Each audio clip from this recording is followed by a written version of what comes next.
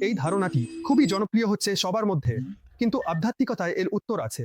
আমাদের একটু পেছনে যেতে হবে যে পৃথিবীতে যেমন 800 কোটি মানুষ আছে, তার মধ্যে আমাদের কতজন ভালো লাগে? খুব কম 15, 20, 25।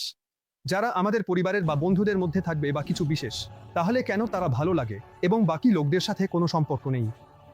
তাহলে এখানে আসে কর্মের তত্ত্ব। আমাদের বলে যে আমাদের পৃথিবীতে অসংখ্য জন্ম হয়েছে, অসংখ্য মা বাবা হয়েছে, এবং বাকি সব আত্মীয় অসংখ্য অসংখ্যবার। যতবার আমরা এই কর্মবন্ধনে জড়িয়ে পড়েছি, সেই একই লোকেরা বারবার আমাদের সামনে এসেছে। কারণ কারণ শরীরে সবকিছু রেকর্ড করা আছে। যখন সে সামনে আসে তখন ভিতরে এমন একটি মনের আওয়াজ আসবে যে ভাই, এই ব্যক্তি আমার জন্য ঠিক। আপনাকে সতর্ক থাকতে হবে। হ্যাঁ, সেটা নিজে থেকেই ভিতর থেকে আওয়াজ আসবে। যেমন আরো অনেক লোক এমন দেখায়, এমন হয় যে তাদের সামনে থেকে দেখা উচিত সেটা আমাদের জন্য ভালো।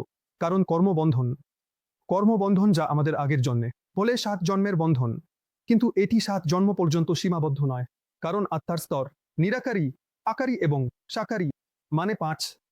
আগে আমরা দেবতা ছিলাম, ডিটি এঞ্জেলস ছিলাম, এবং তার আগে আমরা নিরাকারী ছিলাম। যখন আমরা পরমধামে থাকতাম তখন এই বন্ধন সেখান থেকে এসেছে, পরমধাম থেকে। কিন্তু এই পৃথিবীতে এখন আপনি মানেন 400 কোটি বছর হয়েছে। ব্রহ্মার দ্বিতীয় পর সদর ছিল এবং তাতে অনেক জন্ম হয়ে গেছে।